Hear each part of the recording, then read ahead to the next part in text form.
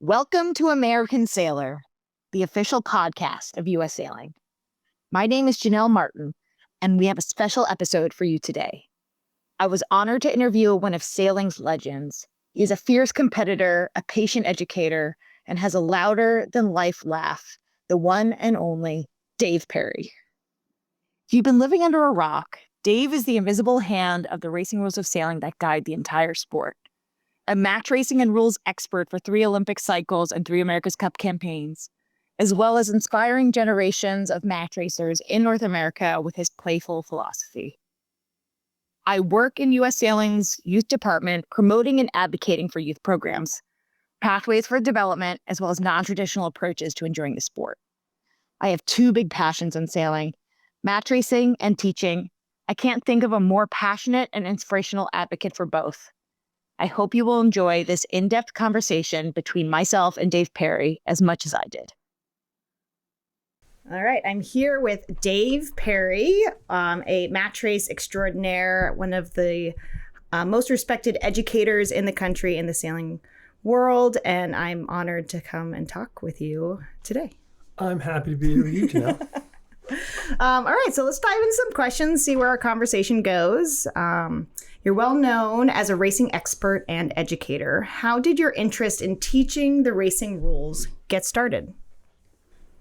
Yeah, that's a great question. I teach way more than the rules. I love helping people enjoy the sport. Mm-hmm. And that just comes from 2 things. One, the sport's been really good to me. It's been my life. Mm-hmm. And I love it so much. And it's opened up so many doors and given me so many great experiences. So anything I can do to help other people have that same ride, mm-hmm. I love. Plus, I've always loved teaching. I'm just sort of a born teacher, if you will. My mom was a teacher, and I've always loved teaching. So people really like learning things. And one of the things is the racing rules. That's sort of a underpinning. Mm-hmm. And it's the rules are not necessarily simple. They're not necessarily hard, but it's like the tax law. Once you understand it, you kind of get it. But, if you don't think about it for 11 months, you forget about it. So people need reminders. And I've found that I have a way of helping people learn the rules that helps them remember it, makes it fun, and they enjoy the sport more. So that's why I like to do it. What are some of the most important changes to the 2025-2028 rules that racing sailors should know about? Well, that's a great question. The sport of sailing is a little unique, where the rules are actually locked in place for 4 years. Most sports, they can change the rules every year. So sailing does it every 4 years, coinciding with the Olympic Games. So we just had the Olympics this summer. So on January 1st, the new rule book comes out and it's locked in for 4 years. They've tried really hard not to change the racing rules because nothing is more frustrating to people than having the rules change all the time. So in 1997, they rewrote the rule book to make it simpler. And since then, they've really tried hard not to make changes, especially to the racing rules. So under the new rules, starboard tackle still have right away. Oh, that's good. They're not bringing back mast to beam. Sugar. Yeah. So, but there's a couple of minor changes. One is in the slam dunk, which is a maneuver that team racers and match racers use. And sometimes you use it in fleet racing when you're near the windward mark and there's a port tacker ducking you and you're on starboard and you want to quickly tack and pin them for a short period of time. It's called the slam dunk. And the rule change is going to make it, I think, a little trickier to do it on the water and to umpire it. Right now, if starboard is tacking to windward of port, if port can get an overlap before starboard gets down to close hauled, port has luffing rights. You can go head to wind and attack starboard. They've changed that. Wow. Now, when starboard tacks from starboard to port, the moment starboard passes head to wind is now on port tack at that moment. If port isn't overlapped with her yet, then port will come from astern and cannot go above her proper course, which is close hauled. So I think starboard is going to be probably turn quicker to get past head to wind before port gets the overlap. And then port will be stuck down in close halt. Yeah. And it's going to make the slam more effective. Wow. I think port is going to learn to duck later so starboard can't start her attack sooner. And then try to quickly luff up while starboard is luffing up and get to starboard's sort of line across her transom before she passes head to wind. Keep that spacing really close. Yeah, and if she can get the overlap before starboard passes head to wind, then she can go above close haul and defeat it. So that's going to be a different game. But good luck on the umpires because it's going to be a split-second decision on whether when starboard passed head to wind, was she clear ahead or not. Yeah. And there's just 1 second that's going to exist. So what I think is going to happen, I'm guessing, is that umpires use a thing called the last point of certainty. The last point of certainty is that port was not overlapped with starboard. So they're going to assume port's not overlapped until they're certain they are, which I think is going to work in starboard's favor because it's going to probably mean that they're not going to think port got the overlap before starboard passed head to wind. So that's probably my guess is that you're going to see it's going to be easier to slam dunk, but there's probably going to be fewer collisions because now when port lofts, often they just crash right into to prove a point. Prove the point. But I'm calling that's the biggest game change. Wow. In the rules. So interesting. Such a bit that it feels like a very big change. We use that move so much. Was there a call or an appeal or what drove this big change? Where does that come from? Yeah. So the rules are changed because somebody gets an idea that a rule could be better if it was changed. And often they'll communicate that with a country's rules committee. Like in the US, there's a racing rules committee. So somebody has an idea, hey, it would be simpler if we did something. Or sometimes the rules committee people are just sitting around going, it would be simpler. Rule 17, which is the rule about proper course, the last sentence says, Rule 17 doesn't apply if the boat gets the overlap while the boat tacking is subject to Rule 13, which is tacking. That's what allows port to get that overlap at any time. Somebody thought that was just complicated and never used, an unnecessary complication. So the rule will be simpler by just removing it. Wow. I think that was as simple as the reason is that. Simplifying it with less words, less exceptions, less... Yeah, less technical stuff. Yeah. But every change changes the game a little bit. Yeah. So I'm not sure it was, thought through as, we need to change the game and make it easier for starboard to slam dunk. Right. I think they just decided to simplify the rule. And then but there's the effect. Yeah. One thing I always say is that the rules create the game. Like you don't learn the rules to know the rules. You learn the rules so you know what the game is. So when you get together with another boat, you know exactly what you can and can't do. You know what they can and can't do. And now you can play the game. It's like playing chess. You couldn't play the game of chess if you didn't know how all the pieces moved. That's the rules. So to me, learning the rules then goes, okay, how do we play the game? And even in my little talk there, I just gave some suggestions on how starboard and port might play the game a little differently now, and how the umpires might think a little differently because of this. Yeah. That's one change. There's another change at the windward mark that very few people know about, but if two boats come into the windward mark on port tack, and they sail into the zone both on port, and now let's say the leeward boat has enough space where she can tack onto starboard without fouling. So she tacks onto starboard. Well, if the other windward boat on port, if they tack into leeward of that boat, the moment they pass head to wind, they're entitled to mark room. Wow. Under the old rules. Yeah. They were entitled to mark room. So they could stay above close haul, breaking Rule 13, as long as they're trying to round the mark. And a lot of people thought that was contrary to the point of Rule 18.3, which is trying to discourage boats from coming into the zone on port tack and tacking. So they've changed it now. So now, even if both boats sail into the zone on port and the leeward boat tacks, if the other boat tacks in the zone, they are never entitled to mark room. Wow. They got to complete the tack, get down to close haul without fouling. And then if they want to luff to get around the mark, Rule 16.1 tells them you got to give the other boat room to keep clear. They can't just jam it up in there. So it's going to make it a little harder for port tackers to tack in the zone when the other boat is also tacked in the zone. Yeah. But it makes it clearer for the umpires or judges looking at a situation when that picture is painted now, when someone's, we'll say, sneaking in at the windward mark. Yeah, and it's going to discourage boats from tacking in the zone and into the leeward of other boats, which is what they want to do. What's interesting is that rule doesn't apply at a starboard hand mark rounding. So like in team racing, if starboard tries to tack into lure to port, who's on the ley line, the moment starboard goes past head to wind, she's entitled to mark room, even if she's still tacking. And so that hasn't changed. It's just that the port hand winter mark that changes. Excellent. That's fun. There's another small change. It's not a huge one, but if you're sailing along on port and you want to call for room to tack, the rule now says you're supposed to say room to tack. Those 3 words, room to tack, which could include I need room to tack, which is what everybody says anyways. Yeah. So, but now it's in the rule, in quotes, you got to say room to tack.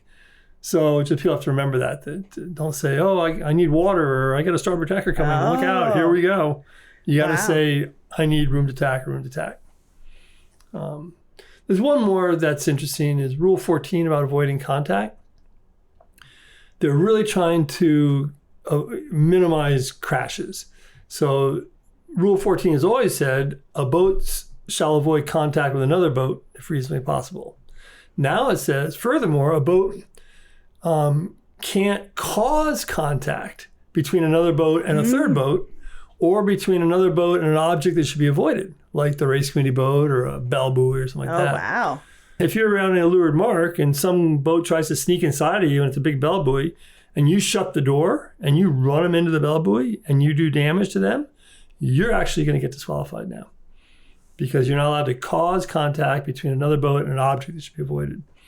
So that's for bigger boat sailors, they can't be quite so cavalier around marks. But I think boat owners will appreciate that. Yes, I think boat owners will appreciate that. And host clubs.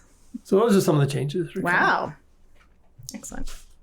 So you just mentioned a rule change that is supposed to reduce collisions, which is obviously a great thing for boat owners and hosts that are letting team racers and match racers use boats. But I feel like the interpretation of the rule now could allow someone to gain an advantage by saying, for example, let's say we're going to be rounding a leeward mark, and there's a boat that isn't entitled for room, or there's a disagreement that they think that they should get room, and they're going to push their way to round the mark to leeward on the inside of another boat. Yep. And the outside boat is now required to give room, because if there's any contact between themselves, the other boat, or the other boat and the mark, that boat will have broken a rule.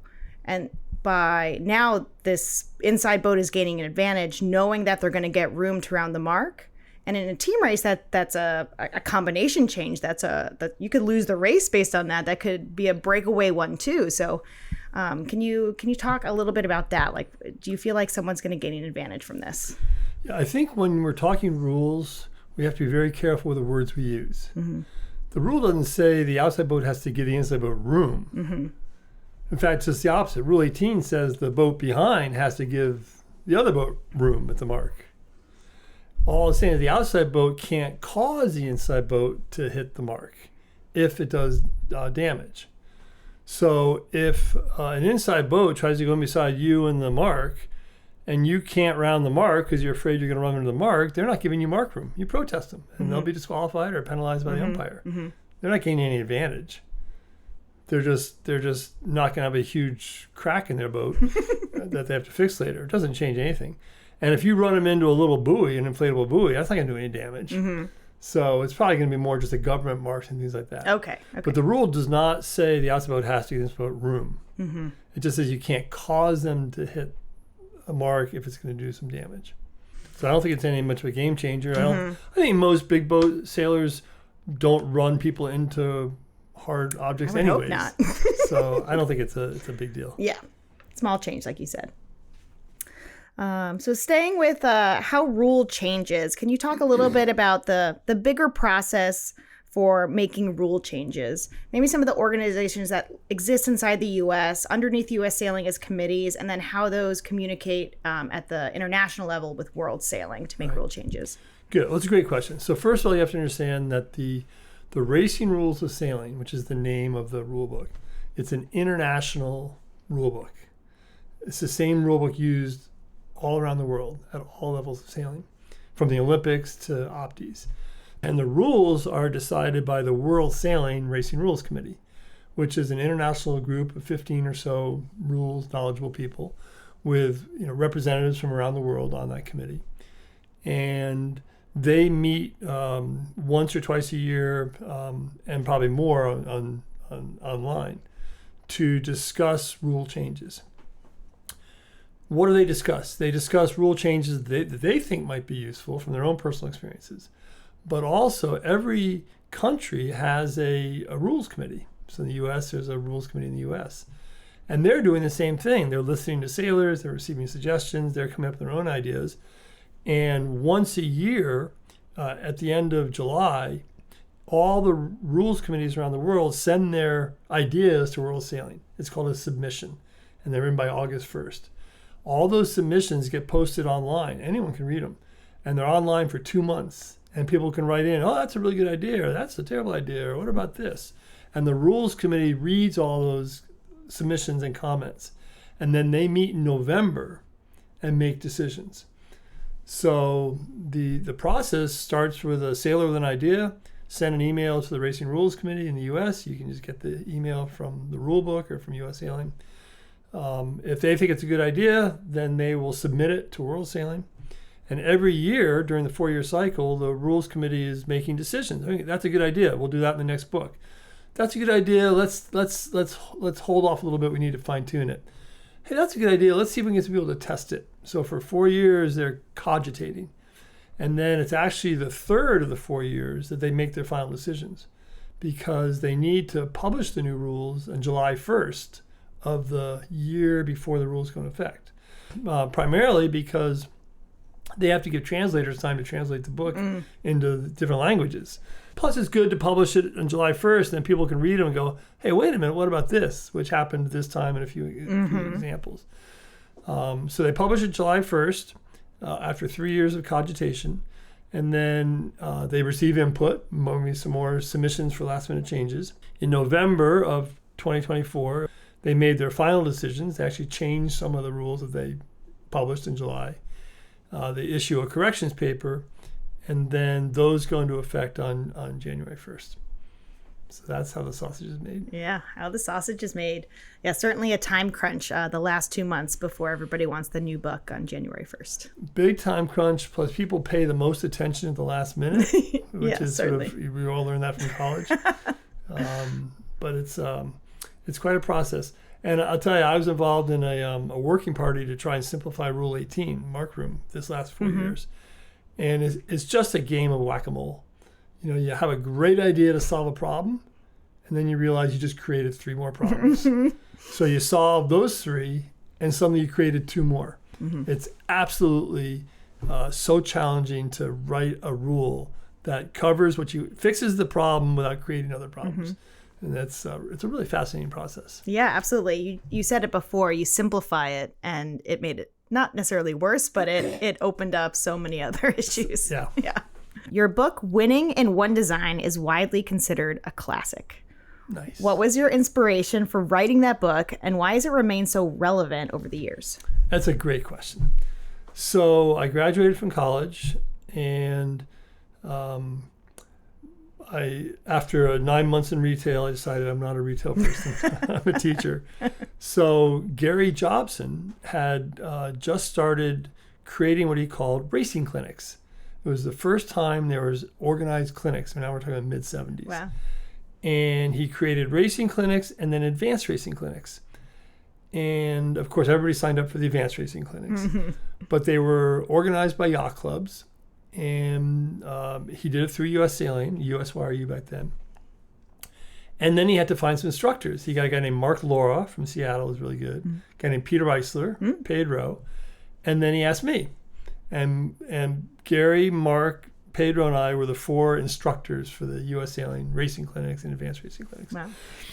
And it became my job.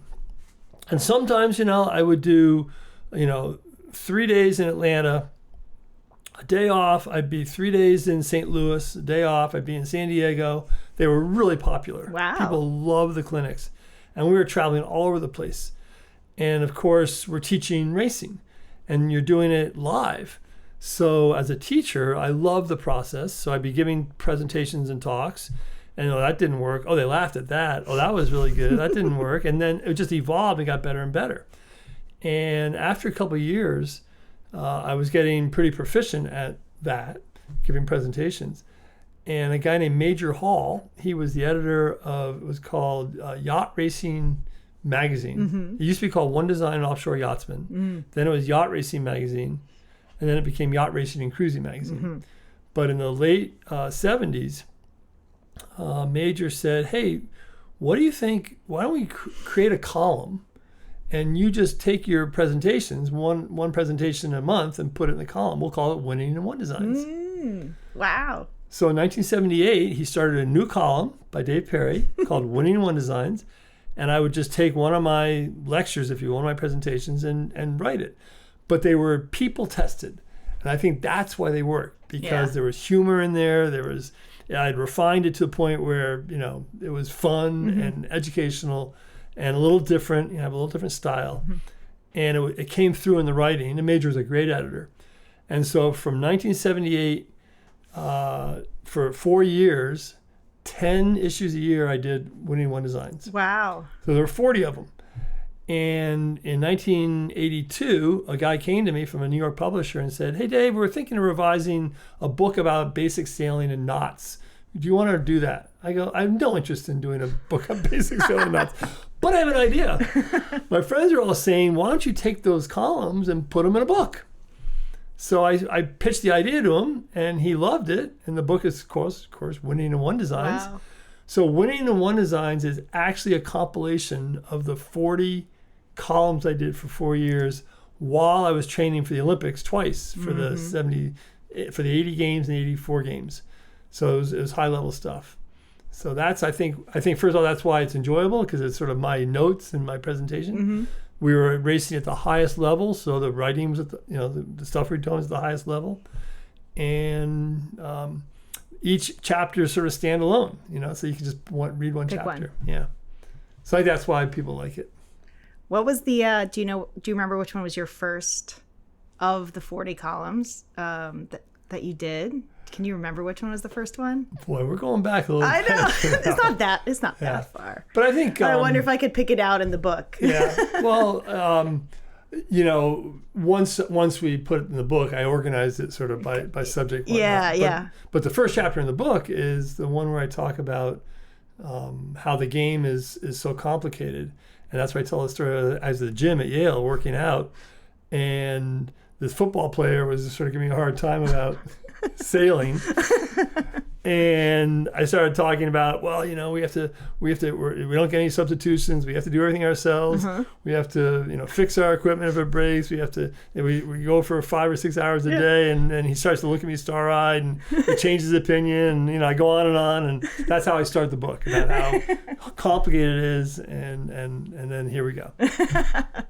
I'm very proud to say that when I was at the Olympics in 2012 in Weymouth, a guy named Ian Percy was racing the starboat there, and he's a good friend of Ben Ainsley, and we were talking, and he goes, "Wait, you're the guy that wrote Winning in One Designs." I go, "How do you know about that?" He goes, "Our coach, Jim Saltonstall, who was one of the leading coaches, gave us your book. We all loved it." And Ben was right there. Oh my gosh. We all loved it. It was like the coolest book we've ever. This is the best chapter in this rule, and they were repeating it to you, quoting this you. Is like, these are the best sailors in the world. Wow. So it was really fun to. That's special. To see that better sailors. Robert Scheidt just mentioned in his new book. Robert is 8-9-time laser world champion. Oh my gosh, incredible 5 sailor. Olympic medals. He writes in his book, it's the best book on tactics that he's ever read. Wow.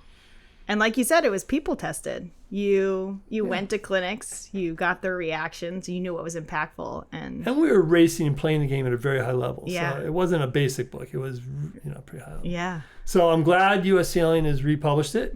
They let it languish for 5 or 6 years, but it's back on the market now. And I think we didn't use any photographs, because photographs make a book sort of look out of style.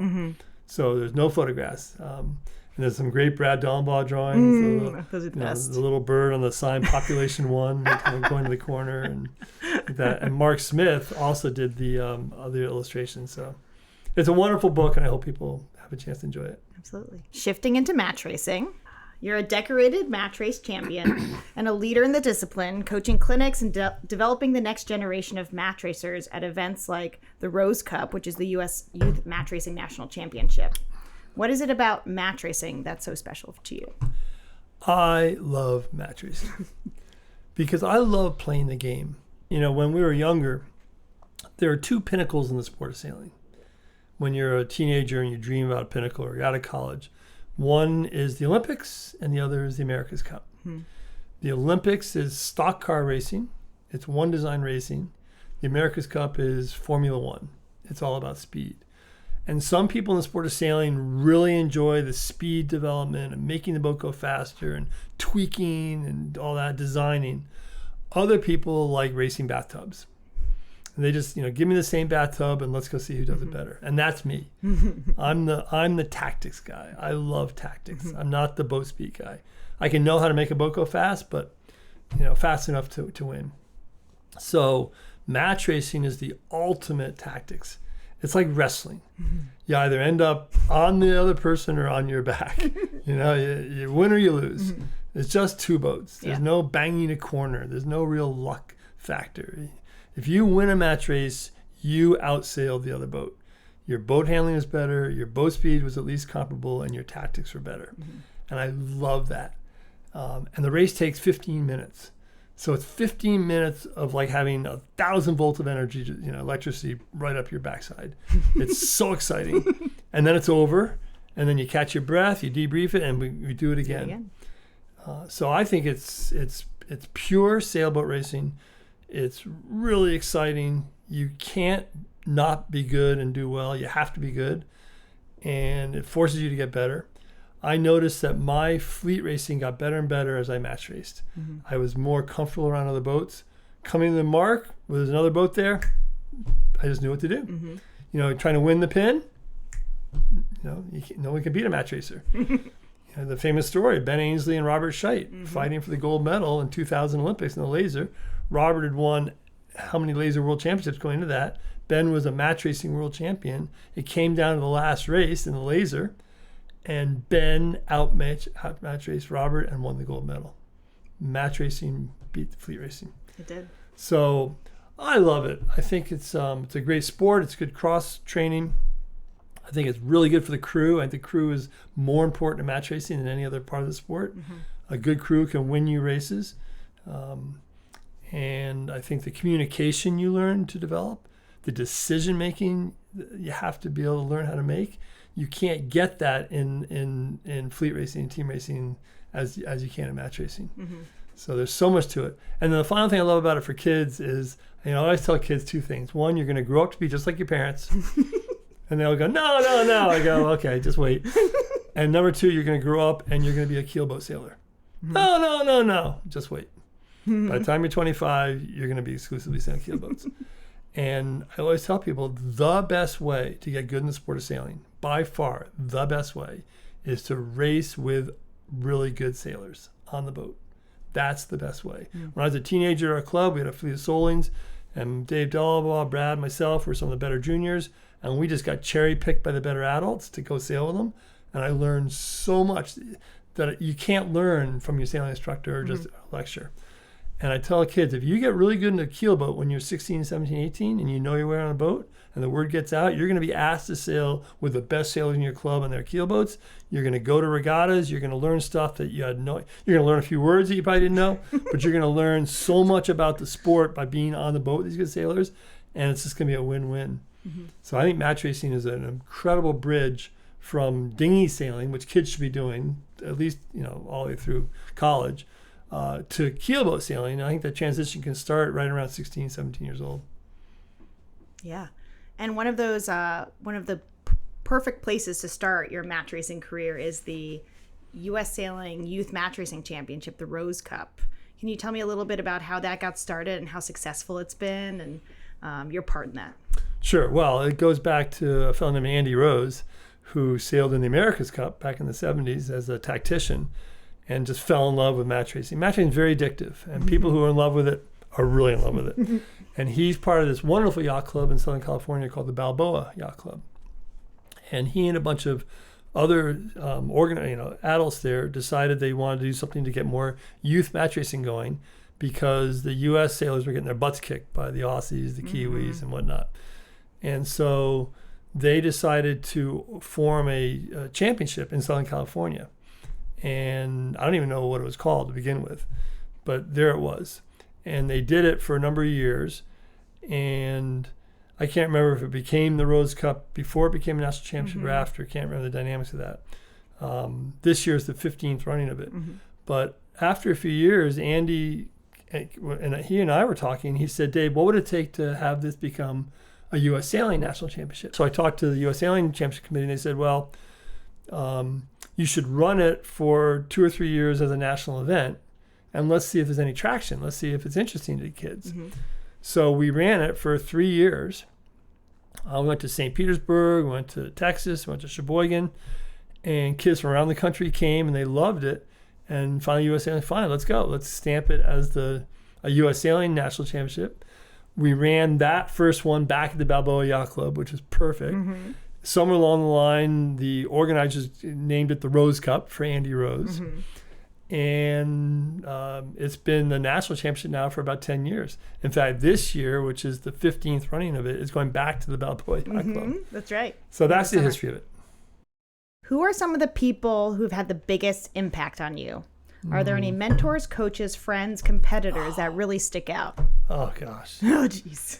Hundreds and hundreds. I know. Hundreds and hundreds. And they come in all different ways, in all different places. I was blessed by growing up in a town, Southport, Connecticut, where sailing was a big deal. And the yacht club, too, it's called the Pequot Yacht Club. And it had some very famous, Briggs Cunningham, who's a very famous sailor. In fact, everybody calls the downhaul on their boat the Cunningham. Briggs was a sailor at Pequot. A guy named Joe Watkins, who won the Star World Championship way back in the 30s, and many others. So the Pequot Yacht Club was a big sailing hub, and my dad was a big sailor. That was his sport, and he was really good. So that's where my first love came from, my dad. He just loved sailboat racing. And he would take me out in his Atlantic. It was about a 30-foot boat. And we just sail. I remember the smell of it.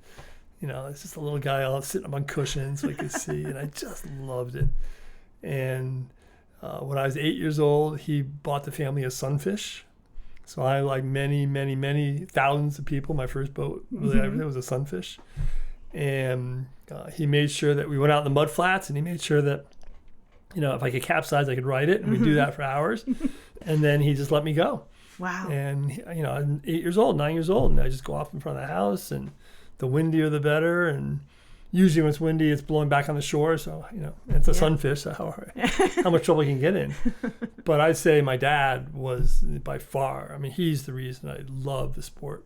And in fact, at Pequot, you didn't start sailing until 10 years old. Now I think kids start in programs like 8. Yeah. With the Opti. There's no Optis back then. Yeah.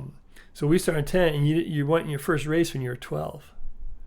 And I think, you know, I'll just sort of lob this out there. I think we get kids racing way too soon. And I think one reason so many kids drop out by the age of 16 is they've been racing for 8 years of their life.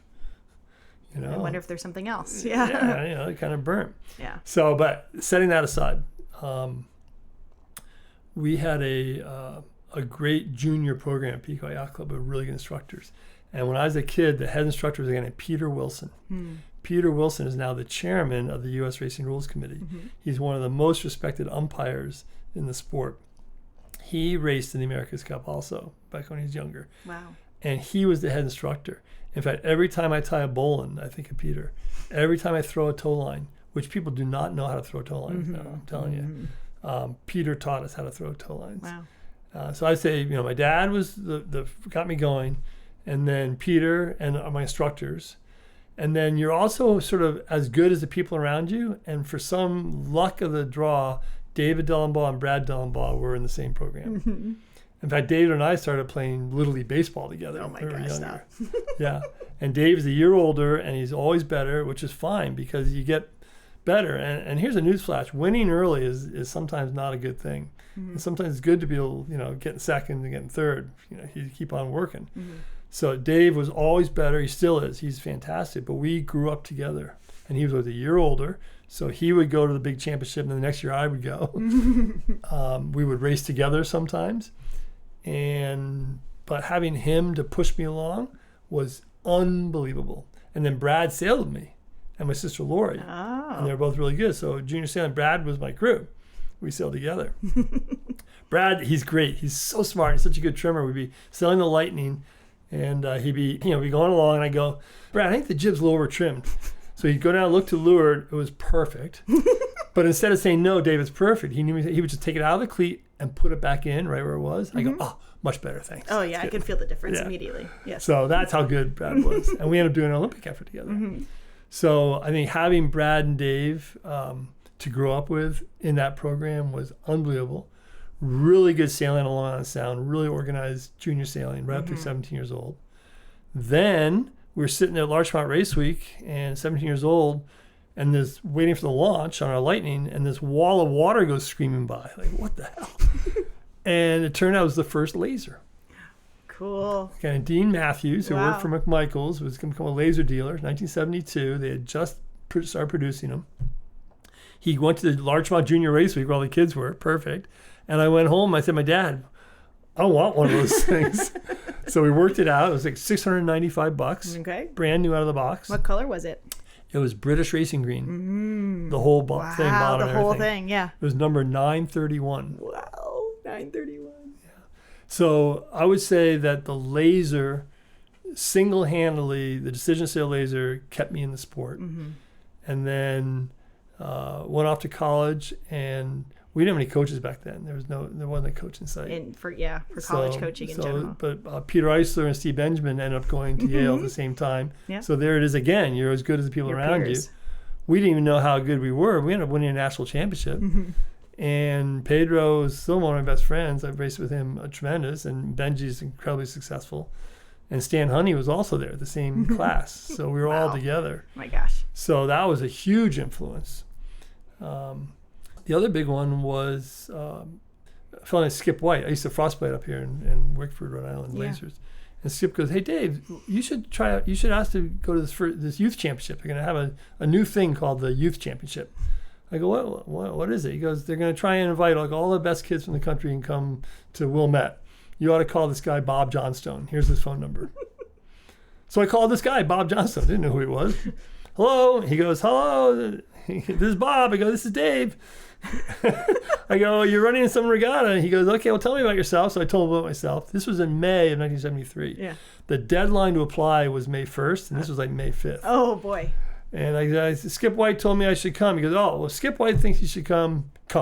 Wow. So he invited me on the spot. That's how cool it was. That's very cool. Went out to Sheridan Shores Yacht Club, Wilmette, 1973. And it was the very first youth championship. Because back then, the Sears Cup was the only junior championship U.S. Sailing, USYR you had. And the problem with the Sears Cup, it's a ladder event.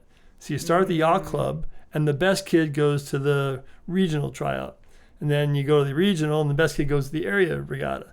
And then you go to the area regatta, and the best kid goes to the finals. So by the time you're at the finals, you've weeded out hundreds of really good sailors, and only one emerges. And only one, yeah. But Bob Johnstone, he was sitting at an Olympic Committee meeting, and they're like, how are we going to generate talent? He goes, let's flip that pyramid paradigm, let's flip it upside down so that at the finals, we have the 150 best kids in the country and get them at one event. And then let's bring in Buddy Melgis and Dave Ullman and Dick Tillman and Bruce Goldsmith and all these really rock star sailors. Buddy had just won the gold medal in 72. Wow. And there he was in 73. Dave Ullman, Dave is unbelievable. Dick Tillman had won the first 3 or 4 laser North Americans. And they were all there doing a 2-day clinic. So for 2 days, we had them coaching us, telling stories. I could tell you all the stories I heard then. We had 150 sailors around the country. I met Augie Diaz for the first time. Wow. Peter Komet, Carl Buchan, Buzzy Reynolds, all people, there was no internet back then. So there was no way of knowing. I was in my own little pond. Yeah. I didn't know anything. I'd read in the magazine about Augie Diaz. He's this wonder kid. Yeah. And he really is. And they were all there. So I always said that event kept me in the sport. I probably would have stopped. Wow. When I went to Yale, I didn't even know there was sailing.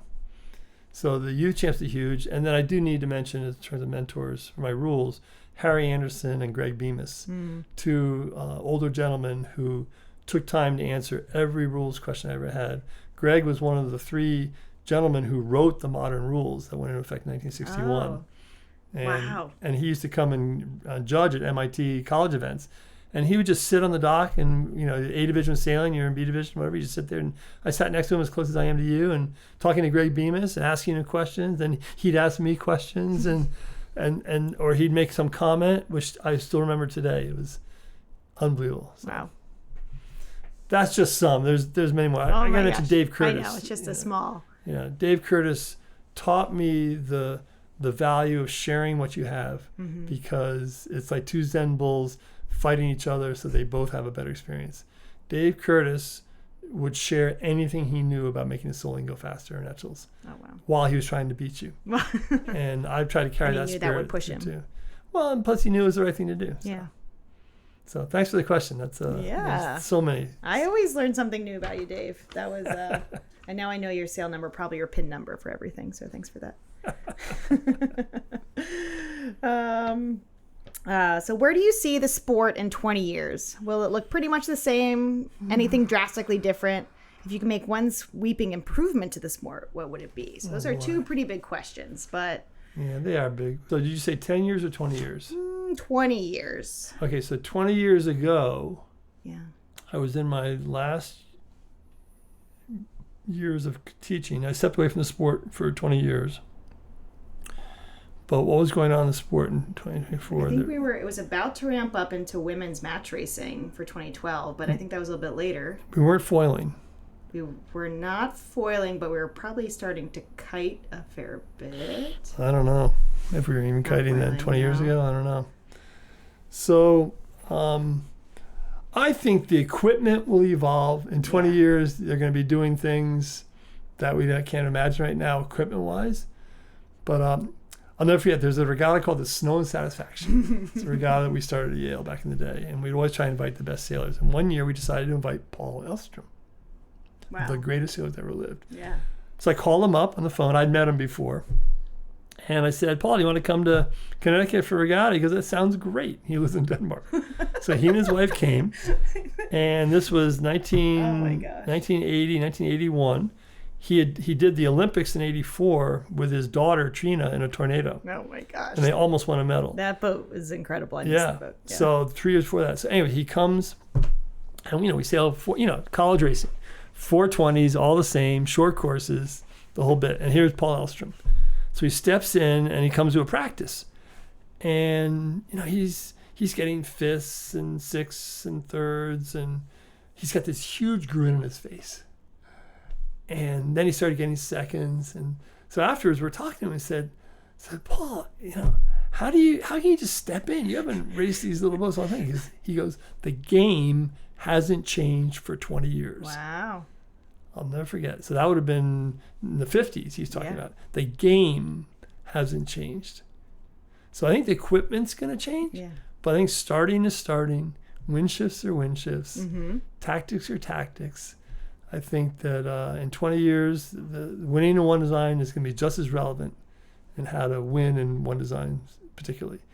And the boats might be going 30 knots around the race course at the time. But I think I don't think the game will change that much. And then you have another piece that if I could wave a wand, was sweeping change? Yeah, one sweeping improvement to the sport. Without a doubt, much more opportunity for adult education. It's the single thing which keeps our sport from growing. If you belong to a club that has tennis or a club that has golf, there's a golf pro and a tennis pro.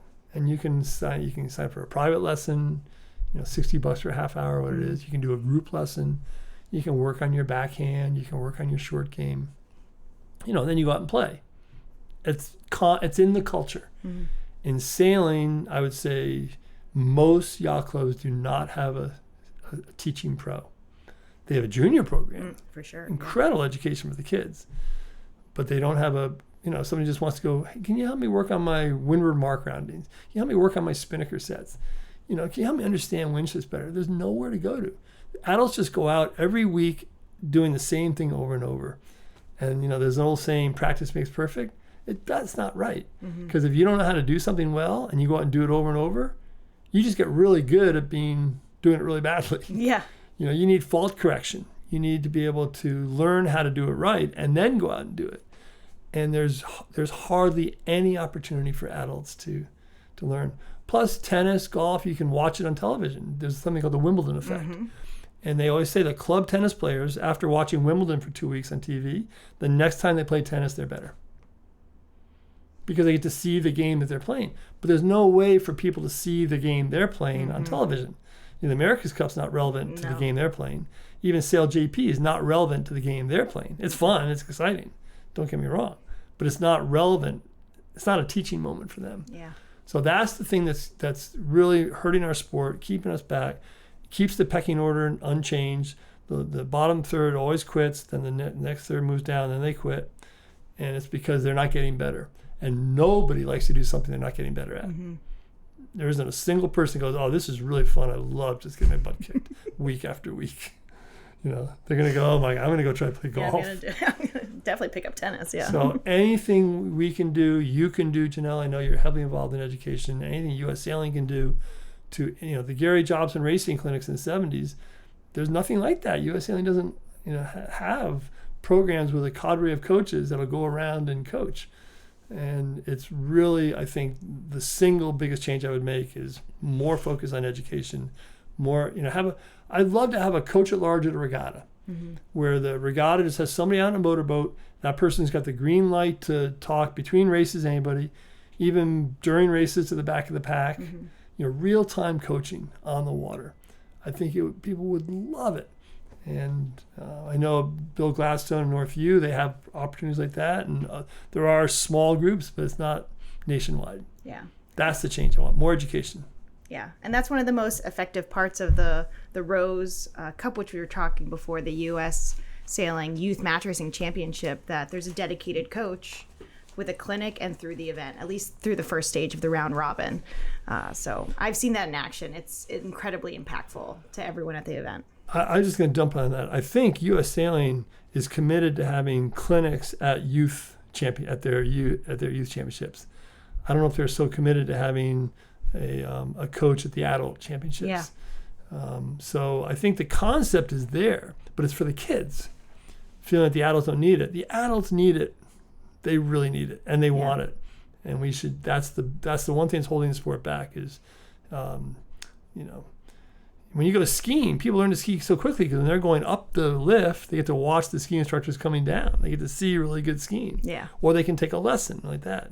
It's just not available in sailing. So fix that, Janelle. Okay, I'll fix that. Okay. Yeah, I can do that next week for sure. Yeah. Thanks. Well, Dave, I wanted to thank you so much for coming to talk with me and for everyone who's going to be listening to this. It was, I always learn something new. I always love listening to your perspective. Is there anything else you'd like to share? I know you have a few other books that we might be interested in purchasing, but anything else you'd like to share before we leave today? Well, it's a great sport, and I think the more you learn about it, I've got 2 books explaining the rules. One just explains the rules, understand the racing rules of sailing. The other is a quiz book. Every page is a quiz. There's 100 of them. There's a different way to learn, but I would just encourage people to, and sailmakers are going to hate me for this, but instead of spending $1,000 on a new jib, invest that $1,000 in education for you and your crew. Instead of having your bottom fared, spend that money on hiring a coach to come on board with you and really teach you how to sail the boat well. Because your keel is not going to make any difference if you can't put the boat through the water and like that. So I really would love to see a culture shift in the sport towards self-help and more education, and spending money there and less money on trying to win through making your equipment better. Thank you so much, Dave.